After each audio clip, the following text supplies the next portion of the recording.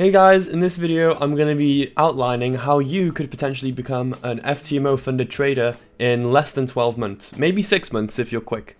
So I think this is going to be a useful video because when I first got started it was a bit of a messy road to get to where I am now. So I figured if I make a guide, then you guys have a straight line to becoming a funded trader. I would like to note that this isn't a way to get rich quick. Trading does require a lot of work, at least an hour per day, but if you compare that with a degree, it's cheaper than a degree, it takes less time than a degree, and the payoff is potentially much greater than getting a degree. So if you compare it in those terms, it kind of seems worthwhile. First of all, you need to make sure that trading is for you. So you need to watch some YouTubers. I'll give you some recommendations, but you need to be obsessed. Like, to work an hour a day on something you don't enjoy is insane, and potentially for the rest of your life. This isn't a way to get rich quick. I can't emphasize that enough. This does require a lot of work. So I'll recommend some YouTubers for you here now.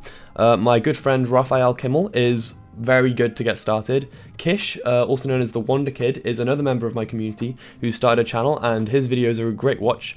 Hannah Forex is the biggest of all of these YouTubers I'm recommending. She's the one that really got me into it.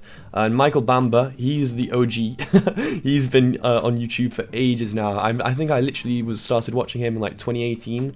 But yeah, he's a good one to go for, but he isn't quite the same style as the strategy that we're using in guerrilla trading. And Matt Tamillion, who is another great YouTuber. I'll put all of their links in the description if you want to check them out.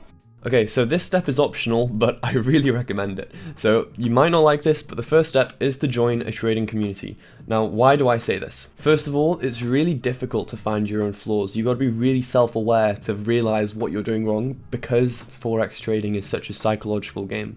Whereas if you're in a trading community, you have several funded traders, people that are already in the position that you want to be, that can tell you exactly where you're going wrong, and they can tell you if your head's in the wrong place. Secondly, going solo is a really slow process. If you join a trading community, you are essentially paying to accelerate the learning curve, and by having all of your resources in one place, you don't need to go to YouTube and various forums and websites to try and find all the information that you need. By being in a trading community, it's all in one place. Also, in your community, hopefully, they'll outline the basics of risk management and what the correct psychology is, because sometimes it can really feel like the market is against you personally. In reality, trading is a battle of you versus you. So having a trading community in one of the loneliest jobs in the world is amazing, because you know that they've always got your back. So I'll give you some examples of some good trading communities to join. So I started off with Falcon FX, who are really good at providing the basics, I think better than Gorilla, who I'm with now. But I did end up moving to Gorilla because they have a lot less discretion, and you can get 10% off with my code GTGriff in the description. The third community I'd recommend is Phantom Trading, who are a bit more intermediate. They're a bit of a newer community. I can't recommend them myself, but my friend Raphael's made a really good video comparing all of them. If you want to go check that out, I'd really recommend it.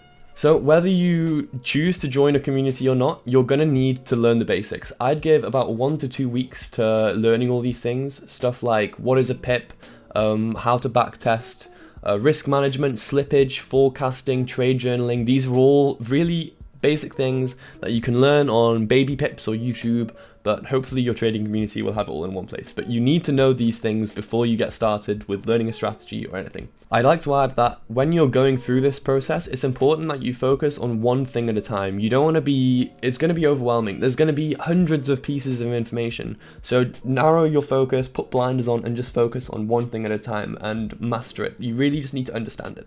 This is the simple part.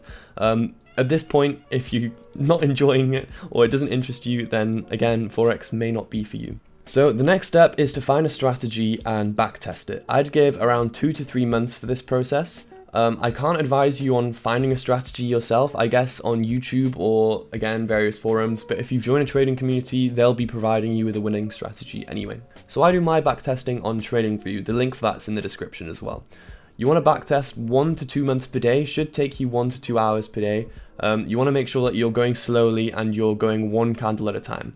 During this process, because this is your first stage of backtesting, it's important that you take every valid setup that you see. because you don't have a plan or anything yet. So this first stage, the first 2 to 3 months, is just gathering as much data as possible. You want to remember that losses are good in this case, because losses will help you refine your strategy later on, and winners will reinforce what works. So both losses and wins are really good at this point. So you're going to want to choose 3 to 4 currency pairs, and you're going to want to backtest 2 years on each one. So I trade AJ, AU, EJ, EU, and GU, and then I backtested 2018 and 2019 on each one. So if you're trading 4 pairs, which I would recommend trading all of them other than GU, those are like the main pairs really. And then if you're backtesting 1 month per day and you're doing 2 years of data, then it'll take you 24 days to finish 1 pair. So to finish all 4 pairs of your initial backtesting, it'll take you 96 days, which is about 3 months. It's important to note that if you're not enjoying the strategy at this point, or you don't feel like it suits your personality, it's okay to change within the first few weeks. But if everyone else is profitable and you're not profitable and you're choosing to switch because of that, then the strategy isn't the problem, you are. I know so many losing traders that are victims of themselves and they just blame external factors rather than really, again, this is why trading requires so much self-awareness. So 3 months have gone by now, you've got all of your initial backtesting out the way. So the next step is to create a trade plan. And within this trade plan, you're going to write down what setups you consider high probability, what setups you want to avoid, and various pair characteristics. The pair characteristics are very important because each pair behaves differently. For example, on GU, I'd take a large flag, but on AU, I'd avoid it. Things like that are pair dependent. Those are important. You want to make your trade plan as simple as possible. A checklist is a good format because when you're looking at a trade, you want to be able to look at your trade plan really quickly and it requires no thinking. Your trade plan says yes or no. Your trade plan decides if you take the trade or not you, if that makes sense. This is why the first stage is so important, because gathering all of that data is what helps build a refined trade plan. So now that you've got your plan, you're going to want to do your second run of backtesting using your plan. So initially you were taking every valid setup, but now you've got your trading plan, which is going to keep you out of the low probability setups and involve you more with the high probability setups. You can compare your results from your initial run and you can see how the results may have changed. So you can compare so many metrics, mainly how many trades you've taken. You've probably taken a lot fewer trades and hopefully got more or less the same, if not higher of a percentage, maybe less drawdown, stuff like that.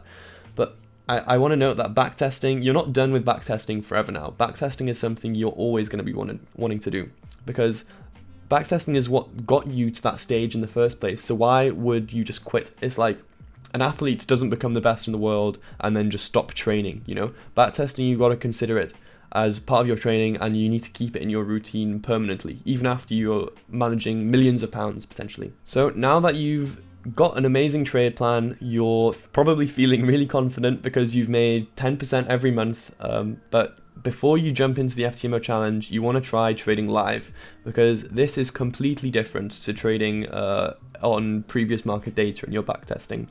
You really want to, I'd say initially start out with a demo account, but definitely trade with at least a little bit of money before you take the FTMO challenge, because you really want to get used to experiencing real wins and losses, because trading is 90% psychology, and that's something which you miss out on in your backtesting.